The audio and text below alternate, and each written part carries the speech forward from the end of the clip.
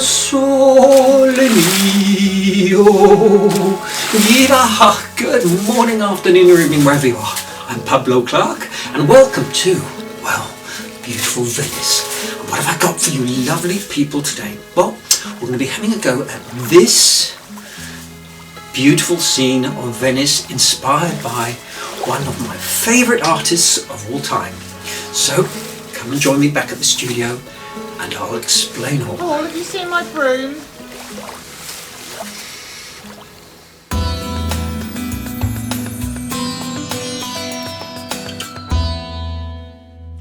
So today we've got another one. We've got another one in my inspiration series, great artists who've inspired me over the years. And this week it's the turn of the American artist John Singer Sargent. So come and join me and we'll paint this scene step by step together. So John Singer Sargent was born in Florence in 1856 to American parents and was considered the leading portrait painter of his generation. He created over 900 oil paintings and over 2,000 watercolours, as well as many sketches and drawings. Now this highly controversial painting of Madame X, painted in Paris, is probably his most well known. He travelled extensively in Europe, finally moving to London. But it's his beautiful, loose watercolours of his time in Venice which I'm particularly fond of. Painting and sketching outdoors, often sitting directly in a gondola. So just for practice, I've tried several of his Venice scenes to really try and get into the mind of the artist and how he worked. So on the left here is a laser print of the original, and here is my version. Now I really tried to get the luminosity in his water with that lovely loose impressionistic feel. Now with this one I was quite pleased with the background, but the water just got a little bit too muddy and perhaps a little too much with the yellow. Now this final one, I love the simplicity of the original, such economical and confident brushstrokes. Whereas I think I tried to put in too much and overcomplicated the whole scene. But what a wonderful exercise, and I definitely learnt a lot. So the scene that I've chosen for this tutorial is the one under the famous Rialto Bridge. And I just love the composition. I mean, how brave and confident to paint in that large negative space on the underside of the bridge, with the gondola just passing through. And look at those fabulous one-stroke brush marks in the water. Genius. Probably took him less than an hour to paint. So, let's see what we can do. And today's materials. My paper is some Arche cold press. It's £140, 100% cotton, and it's on a block so it won't need stretching. My brushes today are a large 2-inch flat, my normal 3/4 inch flat, a number 12 and a number 6 round. And today's colours are some yellow ochre, burnt sienna, burnt umber, cobalt blue, Prussian blue, Payne's grey, phthalo green, or you could use some Viridian, and some Mars black. Now let me tell you about Mars black. So now black is a colour I would very rarely use, as I prefer to use Payne's grey or mixing it from my primaries. But this is a recent discovery for me, as Mars black is the most amazing granulating colour I've ever come across, and perfect for that texture under the bridge. It's an opaque iron oxide pigment and takes its name from Mars, the god of war and patron of iron. Now I've tried several brands of this and found that the Winsor & Newton Professional to be the most granulating of all. Now there's a Jackson's link in the description below if you're interested. We're not sponsored, although we do get a small commission. So a fairly quick and simple drawing, just keep the waterline nice and level. Now the only bit I'm going to mask out is Lorenzo here, our gondolier. Off we go. So if we look at Sargent's original, you can see there's a nice yellowy warmth running behind the whole painting. So I'm painting in a very watery yellow ochre, basically covering the whole sheet, but leaving out a few lighter areas.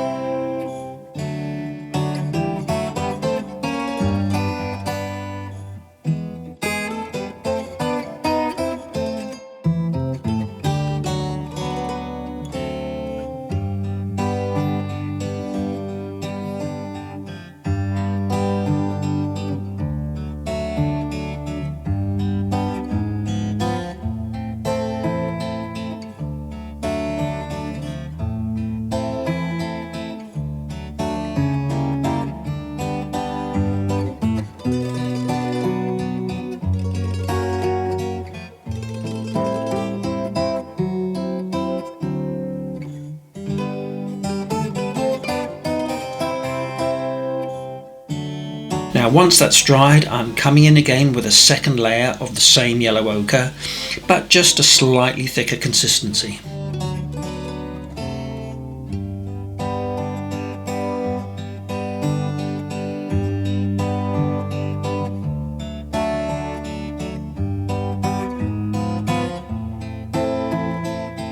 Okay, so now for the underside of the bridge, and I'm re-wetting with a large flat brush. Now cotton paper like this arch is very thirsty and will take quite a lot of water. Next, with my 3/4 inch flat, I'm painting in with the Mars Black and getting it much darker and stronger at the top and following the curve of the arch.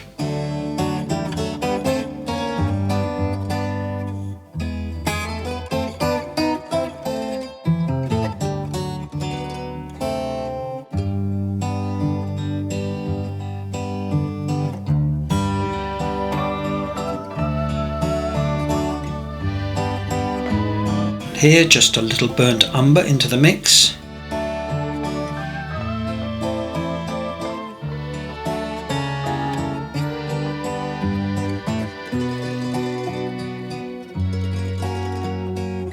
And why not just add a touch of Cobalt Blue? Oh, of course, splat in some more Mars Black for some random texture. And as this begins to dry, you can see that lovely granulation forming.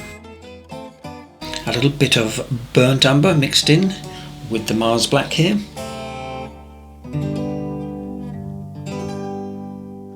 Next, for some building details. I'm looking at Sargent's work. You can see that he paints things like windows and doors in one quick tapered stroke, possibly smudging with a finger. But definitely getting some dry brush texture from the paper. It's all very impressionistic, trying to paint the illusion of detail without actually painting it.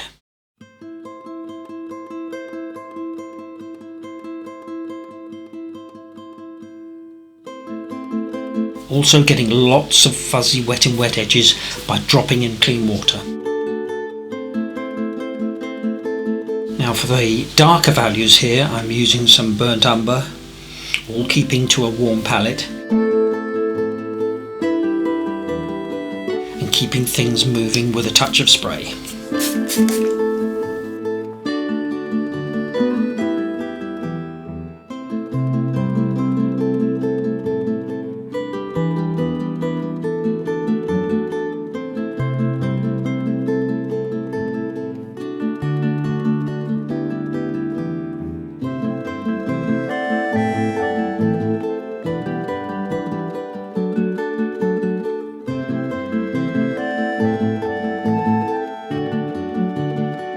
Oops, accidental blob here. No problem, I'll turn that into a ripple later.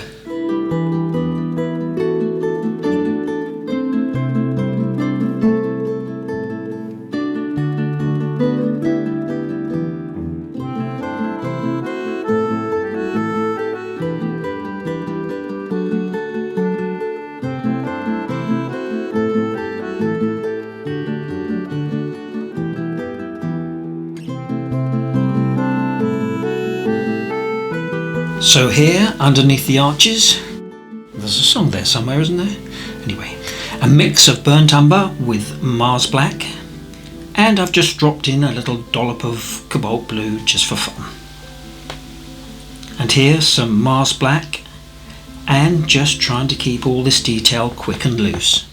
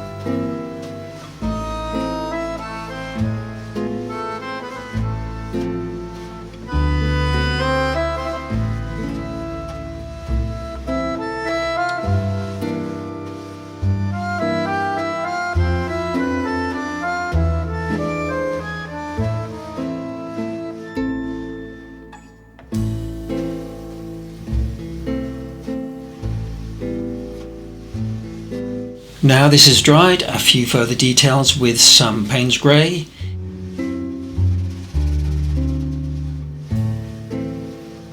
including this moored up gondola.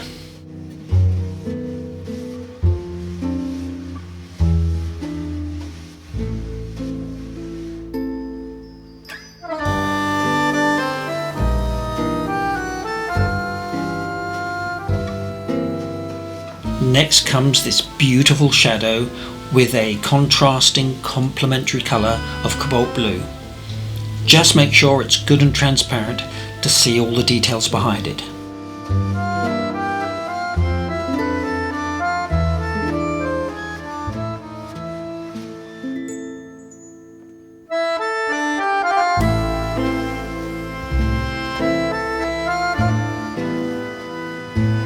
And while it's still wet, I'm dropping in a touch of burnt umber and burnt sienna.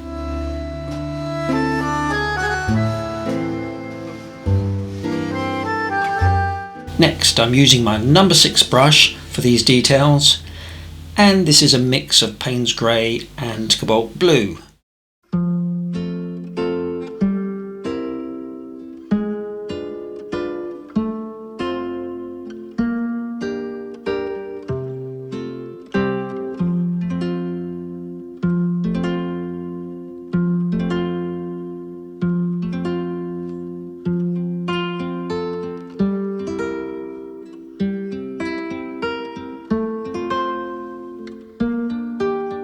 Next for the gondola. Now I love the way on the original it started out in blue and then merged into the darker value.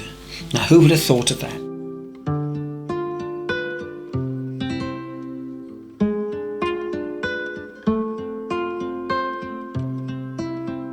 And I'm just using here quite a thick consistency of Payne's grey for the rest of the gondola.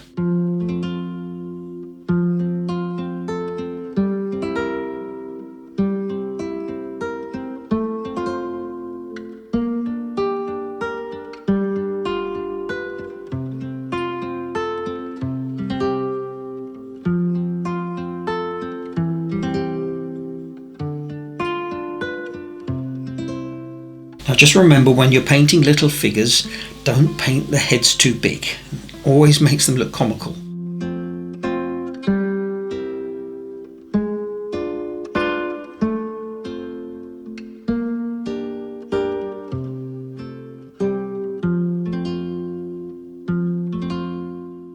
Here with a dry brush, lifting out a little highlight.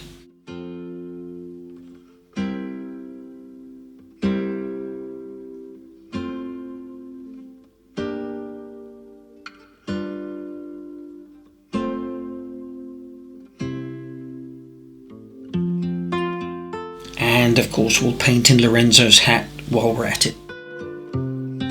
So the top half is now basically done.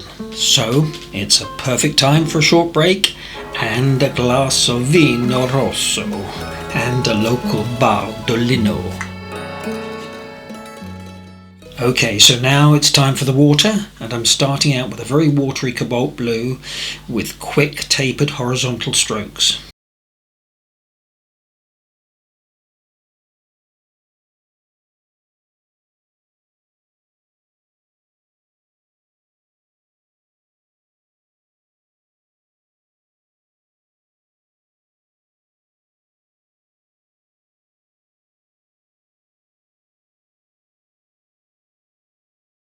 Next is this beautiful colour of Phthalo green, but as I said earlier, you could also use Viridian green.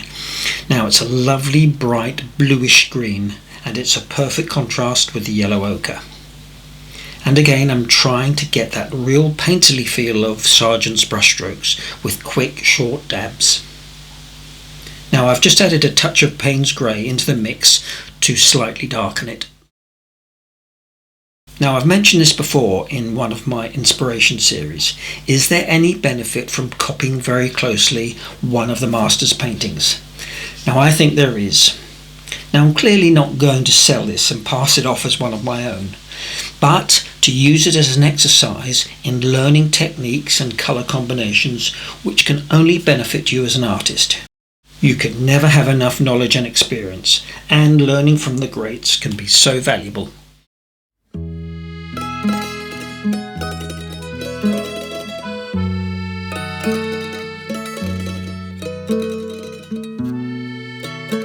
Next, I'm using some Prussian Blue and blending it into the phthalo green.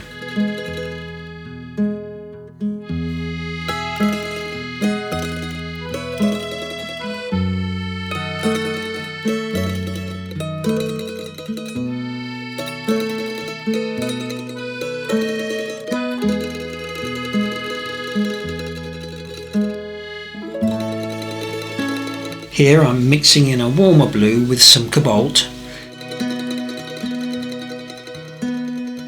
and also darkening directly under the bridge with some Payne's Grey, all done wet in wet.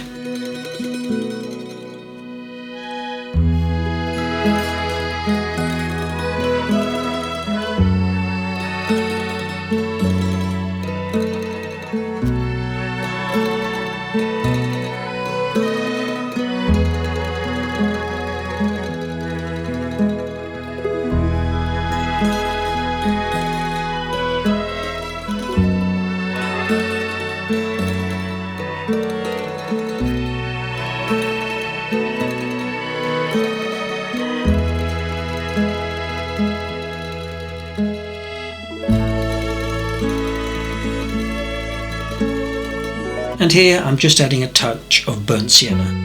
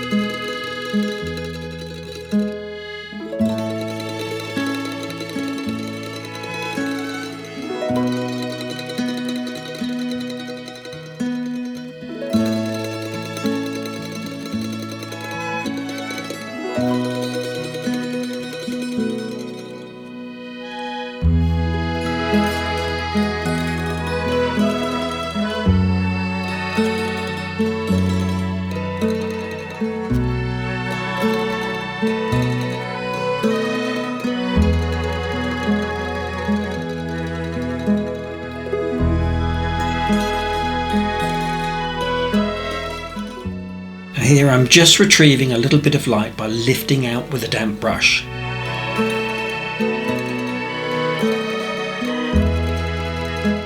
Next, I'm making sure it's dry and removing the only bit of masking fluid, and then putting in a very light Payne's Grey for a touch of shadow on Lorenzo's uniform. And you can clearly see he's in a bit of a rush, as it's his last trip of the day and he's looking forward to a lasagna with his wife Sophia.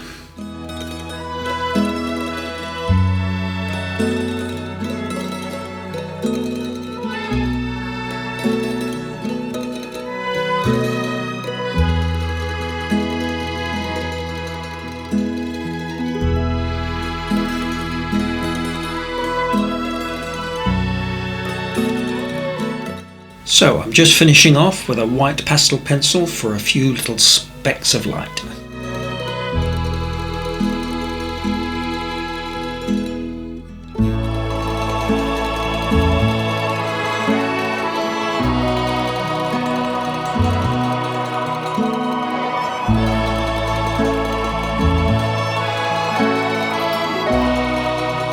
There we go, all done.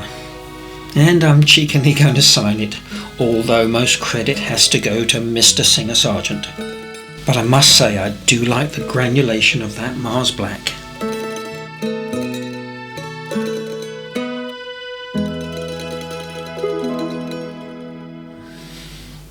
Well, I hope you enjoyed that as much as I did, and you'll give it a go.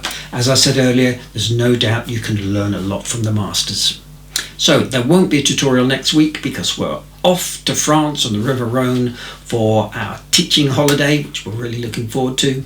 But please don't forget to like, Subscribe if you haven't already, it is free, and of course we'll look forward to seeing you all again in 2 weeks' time. Happy painting everyone, cheers for now.